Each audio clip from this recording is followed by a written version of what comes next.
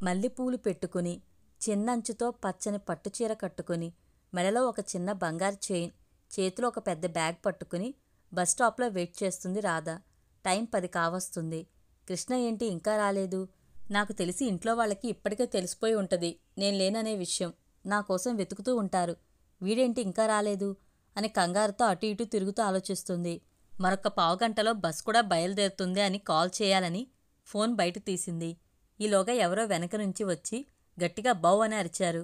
భయంతో గుండె ఆగినంత పనైంది. భయంగా వెనక్కి తిరిగి చూసింది. ఎదురుగా కృష్ణ. ఏయ్, ఈ అల్లరి మాత్రం తగ్గదా నీకు? ఇంత లేటేంటి? నేనెప్పటినుంచో నీకోసం ఎదురు చూస్తున్నాను. ఆడపిల్లను, నేనే రెడీ అయిపోయాను. నీకింత టైం పట్టిందా రావడానికి అంటూ చెడమడా తిడుతుంది. కృష్ణ. ఓ హలో, ఆగుతావా అంటూ వెనక వైపు ఉన్న ఒక అమ్మాయిని ముందుకు తీసుకుని వచ్చి, నేను ఈ అమ్మాయిని పెళ్లి చేసుకోవాలనుకుంటున్నాను అని చూపించాడు. రాధ. నాటకాలాడకు. నన్ను ఏడిపించాలనే కదా ఇదంతా చేస్తున్నావు? నాకు తెలుసు. పద వెళ్దాం, ఆలస్యమవుతుంది బాగా. బస్ కూడా వెళ్ళిపోయేలా ఉంది అంటూ చెయ్యి పట్టుకుంది. కృష్ణ రాధ చెయ్యి విసిరికొట్టి, చెప్పేది నీకే అర్థమైందా? నేను నీ మీద పగ తీర్చుకోవాలనుకున్నాను. అందుకని ఇదంతా చేశాను.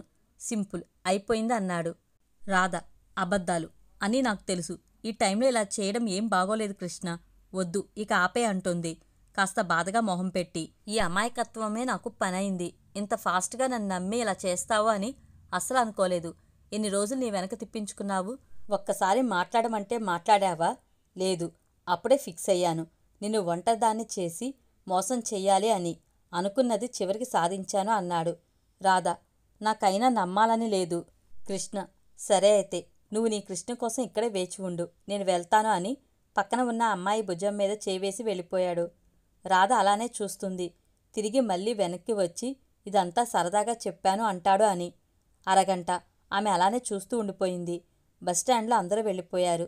జోరున వర్షం పడుతుంది. ఆ వర్షంలో తడుస్తూ నడుచుకుంటూ అలా వెళ్ళిపోతుంది.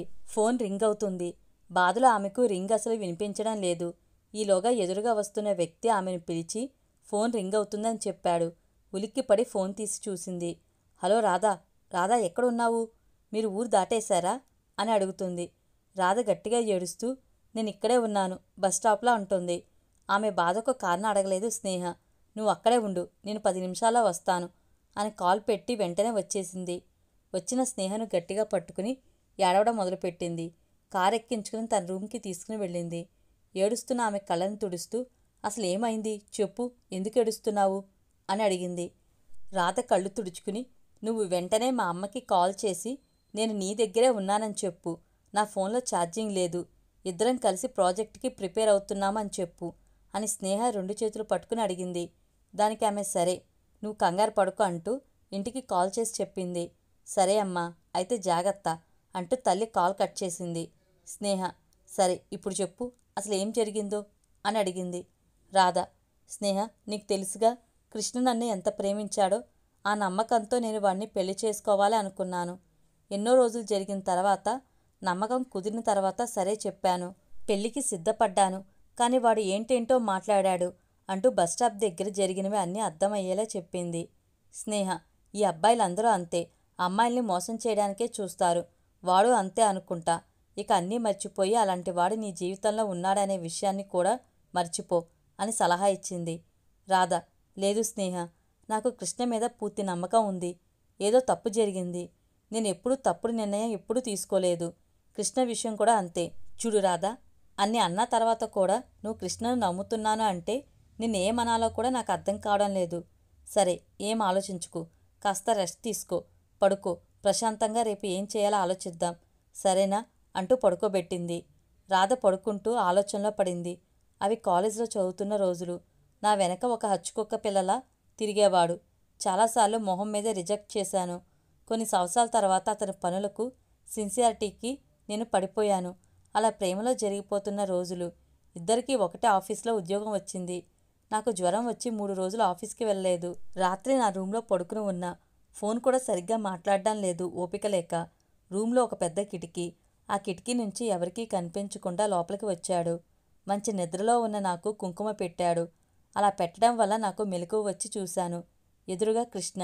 నన్ను దగ్గరికి తీసుకుని ఇప్పుడంతా తగ్గిపోతుందిలే, గుడికి వెళ్ళి బొట్టు తీసుకుని వచ్చాను నీకోసం అన్నాడు. తన కౌగిల్లో ఉంచుకుని. నాకు ఆ కౌగిల్లోకి స్పర్శ ఇంకా గుర్తుంది అని అలా అనుకుంటూ నిద్రలోకి జారుకుంది. మరుసటి రోజు ఉదయం రాధను లేపి రెడీ అవ్వు అని చెప్తుంది స్నేహ. చాలా బద్ధకంగా పైకి లేచి జరిగినది అంతా నా పీడకల అయితే ఎంత బాగుండునో అనుకుంటుంది. స్నేహ, పద త్వరగా రెడీ అవ్వు, ఆఫీస్కి వెళ్దాం అని తొందర పెడుతుంది. రాధ సరే అంటూ అటు ఏడవలేక ఏమీ చేయలేక తయారయ్యి ఆఫీస్కి బయలుదేరింది. ఆమె ఆఫీస్ లోపలికి వెళ్తుంటే కృష్ణ బయటకు వచ్చేస్తున్నాడు. ఆమెను చూసి చూడనట్టు వెళ్ళిపోయాడు. లోపలికి వెళ్ళేసరికి అందరూ మాట్లాడుకుంటున్నారు. ఏంటి ఇంత సడన్గా తన జాబ్ మానేశాడు, అసలు ఏమైంది అనే మాటలు వినిపించాయి. వెంటనే స్నేహ దగ్గరికి వెళ్ళి ఏంటి వాళ్ళు ఏం మాట్లాడుతున్నారు అని కంగారుగా అడుగుతుంది. స్నేహ, నువ్వు కంగారు పడకు, నేను కనుక్కుని వస్తానని లోపలికి వెళ్ళింది. లోపలికి వెళ్ళి ఏం జరిగిందో అంతా తెలుసుకుని వచ్చింది. రాధా, కృష్ణ జాబ్ మానేశాడంట, త్వరలో పెళ్లి చేసుకోబోతున్నాడంట, మనం ఏదో ఒకటి ఆలోచిద్దాం పద అంటూ లోపలికి తీసుకుని వెళ్ళింది. ఇద్దరు కూర్చుని ఆలోచిస్తున్నారు. రాధా, స్నేహ, నాకు ఒక హెల్ప్ కావాలి. కృష్ణ ఇంకా తన డెస్క్ క్లియర్ చేయలేదు. నేను వెతుకుతాను, ఏమైనా దొరకవచ్చు. నువ్వు ఎవరైనా వస్తున్నారంటే నాకు వెంటనే కాల్ చెయ్యి అని చెప్పి కృష్ణ డెస్క్ దగ్గరికి వెళ్ళి వెతకడం మొదలుపెట్టింది. అక్కడ ఏమీ లేవు, కానీ ఒక మెడికల్ డాక్టర్ రిపోర్ట్ కనిపించింది. ఓపెన్ చేస్తుంటే స్నేహ ఎవరో వస్తున్నారని చెప్పింది. వెంటనే దానిలో ఏముంది అనేది ఫోటో తీసి వెంటనే వెనక నుంచి బయటకు వచ్చేసింది. ఈలోగా కృష్ణ వచ్చి అన్నీ సర్దుకుని బయటికి వెళ్ళిపోయాడు. ఆమె వెంటనే స్నేహ దగ్గరికి వెళ్ళి రిపోర్ట్స్ చూపించింది. ఇద్దరూ కలిసి ఆ రిపోర్ట్స్ తనకు తెలిసిన ఒక డాక్టర్కి పంపించారు. కొద్దిసేపటికి ఆ డాక్టర్ కాల్ చేశారు. హలో, ఇప్పుడే రిపోర్ట్స్ చూశాను. సమస్య అయితే కాస్త ఎక్కువగానే ఉంది. ఆ వ్యక్తికి బ్లడ్ క్యాన్సర్ ఉంది. అది లాస్ట్ స్టేజ్లో ఉంది. సో మెడికల్ వల్ల కానీ కీమో వల్ల కానీ నయం అవ్వదు. ఉన్నన్నాళ్ళు కాస్త సంతోషంగా చూసుకోండి అని చెప్పి కాల్ కట్ చేశారు డాక్టర్. రాధ స్నేహను గట్టిగా పట్టుకుని ఏడవడం మొదలుపెట్టింది. నేను చెప్పాను కదా, వాడు నన్ను మోసం చేయడు అని. ఇలా అవుతుందని నేను ఎప్పుడూ అనుకోలేదు. నేను వెంటనే తనని కలవాలి అని చెప్పి బయటకు పరుగు తీసింది. వెంటనే కృష్ణ ఉన్న అపార్ట్మెంట్ దగ్గరికి వెళ్ళి కనుక్కుంది. కృష్ణగారు ఫ్లాట్ ఖాళీ చేసి ఇప్పుడే వెళ్ళిపోయారని చెప్పాడు సెక్యూరిటీ. ఎక్కడికి వెళ్ళేదని ఏమైనా చెప్పాడా అని అడిగింది రాధ. లేదమ్మా అని సమాధానం ఇచ్చాడు ఆ సెక్యూరిటీ. ఇప్పుడు ఏం చేయాలి, నేను ఎవరిని అడగాలి అని అనుకుంటూ కృష్ణ బెస్ట్ ఫ్రెండ్ స్వామికి కాల్ చేసింది. హలో స్వామి, నేను రాధను. అది కృష్ణ ఎక్కడ ఉన్నాడని నీకు ఏమైనా తెలుసా? స్వామి, రాధా, వాడు నేపాల్ వెళ్ళాడు. ఇప్పుడు ఫ్లైట్ ఎక్కడానికి వెళ్తున్నాడు. నువ్వు ఫాస్ట్గా వెళ్తే క్యాచ్ చేయగలవు అని చెప్పడంతో రాధ పరుగున ఎయిర్పోర్ట్కి వెళ్ళింది. లోపలికి వెళ్ళేసరికి అప్పుడే ఫ్లైట్ బయలుదేరిందని అనౌన్స్మెంట్ వినిపించింది. అక్కడే కూర్చుని బోర్ని ఏడవాలి అనిపించింది, కానీ అక్కడ చాలామంది ఉన్నారు. ఏడుపును ఆపుకుంటుంది. గొంతు నొప్పొస్తుంది, తల భారంగా అనిపిస్తుంది, ఒళ్ళు సహకరించడం లేదు, తూలుతుంది. ఈలోగా స్నేహ ఒక కేక వేసింది, రాధా అంటూ. రాధ పరుగున స్నేహ దగ్గరికి వెళ్ళి జరిగిందంతా చెప్పింది. ఇద్దరూ కలిసి మళ్ళీ స్వామికి కాల్ చేశారు. స్వామి, కృష్ణ వెళ్ళిపోయాడు. నీకు తను నేపాల్లో ఎక్కడికి వెళ్తున్నాడని ఏమైనా చెప్పాడా? స్వామి, లేదు రాధా, వాడు నాకేం చెప్పలేదు. అంతేకాకుండా వెళ్లే ముందు కొత్త నెంబర్ కూడా తీసుకున్నాడు.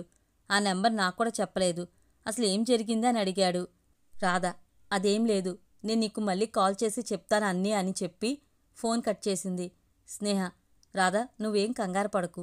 నాకు నేపాల్లో ఒక ఫ్రెండ్ తెలుసు, తను నీకు హెల్ప్ చేస్తుంది అని అనడంతో ఆనందంగా ఈరోజే మా ఇంట్లో వాళ్ళకి అంతా చెప్పి నేను బయలుదేరతాను అని చెప్పి ఇంటికి బయలుదేరింది. రాత్రి 9 అయింది. అందరూ భోజనం చేయాలని టేబుల్ దగ్గర కూర్చున్నారు. నేను మీతో ఒక విషయాన్ని మొదలుపెట్టింది. నేను ఒక అబ్బాయిని ప్రేమించాను. చిన్నప్పటి నుంచి ఇప్పటి వరకు నేను అడగనివి కూడా మీరు నాకు ఇస్తూ వచ్చారు. కానీ మీ ప్రేమ తర్వాత నాకు మీరు చూపించినంత ప్రేమను కృష్ణ చూపించాడు. అతనికి ఇప్పుడు నా అవసరం వచ్చింది. తనకి ఒంట్లో బాగోలేదు. నేను తన దగ్గరికి వెళ్ళాలి అనుకుంటున్నాను. దయచేసి మీరు నా ఈ నిర్ణయాన్ని గౌరవిస్తారని నమ్ముతున్నాను అని అనడంతో తల్లి తండ్రి ఒకరి ముఖం ఒకరు చూసుకుంటూ, నీ నిర్ణయం ఏమైనా దాన్ని మేము గౌరవిస్తామమ్మా. అది కాకుండా మాది లవ్ మ్యారేజ్, ఆ మాత్రం అర్థం చేసుకోమా ఏంటి అంటూ తనకి ధైర్యం చెప్పారు.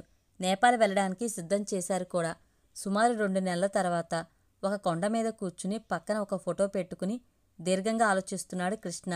ఎవరో వచ్చి కళ్ళు మూశారు. ఏ రాధా అని ఆనందంగా అన్నాడు. చీ, రాధా అంటున్నానేంటే అనుకుని ఎవరు మీరు అని చేతులు విడిపిస్తూ అడుగుతున్నాడు. వెనక్కి తిరిగి చూసేసరికి నిజంగానే రాధ కనిపించింది. అంతా నా భ్రమ అనుకుంటూ, ఏంటి, నేను నిజంగానే వచ్చాను. కృష్ణ, ఏంటి, ఇక్కడికెందుకు వచ్చావు? ఇక్కడ కూడా నన్ను ప్రశాంతంగా ఉండనివ్వవా? నేను ఆ అమ్మాయి పెళ్లి చేసుకుందామని ఇక్కడికి వచ్చాము. నువ్వు వదిలేస్తే మేము హ్యాపీగా పెళ్లి చేసుకుంటాము అన్నాడు. ఆ మాటకి లాగి ఒకటి కొట్టి గట్టిగా కౌగిలించుకుంది. చాలు, ఇక అబద్ధాలు చెప్పకు, వినే ఓపిక కూడా నాలో లేదు అని అనడంతో కౌగిల్లో ఉన్న కృష్ణ ఏం మాట్లాడలేదు. కాసేపటికి ఆమెను వెనక్కి నెట్టి, ఇక చాలు, నన్నిలా బ్రతకనివ్వు, వదిలే నన్ను అని అరిచాడు. రాధ ఏడుస్తూ, చూడు కృష్ణ, చావైనా బ్రతికైనా నీతోనే అని వచ్చేశాను. నాకంతా తెలుసు. నువ్విక నటించిన అవసరం లేదు. కృష్ణ, నా చావేదో నన్ను చావనివ్వు. నువ్వు బాగుండాలి, పిల్లా పాపలతో సంతోషంగా ఉండాలి రాధా. నువ్వు దేవుడు నాకు ఇదే రాశాడు. నువ్వు వెళ్ళిపో రాధా అని బాధపడుతూ ఆమెతో చెప్తుంటే రాధ కృష్ణ ముందు ఒక తాళి చూపించింది. నువ్విది నా మెళ్ళో కట్టకపోతే నేనిక్కడి నుంచి దూకేస్తాను. నీకు నా గురించి బాగా తెలుసు. కృష్ణ, దూకేస్తాను అంటూ వెనక్కి వెళ్తుంది. కృష్ణ ఆమెను ముందుకు లాగి, ఇది నా కల, నిన్ను పెళ్లి చేసుకుని పిల్లల్ని కని సంతోషంగా జీవించాలని అంటూ, నువ్వు ఇలా చచ్చిపోతానంటే నేను చూస్తూ ఉండలేను అంటూ ఆమె మెళ్ళో తాళి కట్టాడు. వాళ్ళిద్దరూ అక్కడే నేపాల్లో కొత్త జీవితాన్ని మొదలుపెట్టారు. సంతోషంగా జీవిస్తున్నారు. అలా 3 సంవత్సరాలు గడిచిపోయాయి. ఒకరోజు డాక్టర్ దగ్గరికి తీసుకుని వెళ్ళింది రాధ. చాలా రికవర్ అయింది మీ హెల్త్, కొన్ని రోజుల్లో మొత్తం తగ్గిపోవచ్చు అంటూ కొన్ని టాబ్లెట్స్ రాసి ఇచ్చారు డాక్టర్. ఇంటికి వెళ్లారు ఇద్దరు. కృష్ణ రాధ చేతులు పట్టుకుని, ఇలాంటి ప్రమాదకరమైన జబ్బు వచ్చిందని తెలిసిన తర్వాత నీ జీవితాన్ని నాశనం చేయడం ఇష్టం లేక నీతో అబద్ధాలు చెప్పి ఇక్కడికి వచ్చేశాను. నువ్వైనా సంతోషంగా జీవిస్తావని. కానీ నీతో పెళ్లి జరిగిన తర్వాత నీ ప్రేమ నా జబ్బుని కూడా దూరం చేసింది అంటూ ఆమెను దగ్గరికి తీసుకున్నాడు. రాధ కృష్ణ కౌగిల్లో ఉండి, ఈ రాధ ఎప్పటికీ కృష్ణార్పణం అని చెప్పింది. నీతి: బాధలో ఉన్న వారితో ప్రేమతో 4 మాటలు మాట్లాడితే చాలు, వారు తమ బాధలను మర్చిపోతారు. అలాగే ప్రమాదకరమైన జబ్బుతో బాధపడుతున్న వారికి మనం దగ్గరగా ఉంటూ వారిని జాగ్రత్తగా చూసుకుంటూ ప్రేమను పంచితే వారు కూడా కోలుకుంటారని శాస్త్రీయంగా నిరూపణ కూడా అయింది. అందరితో ప్రేమగా ఉండండి, ప్రేమను పంచండి, ప్రేమను పొందండి.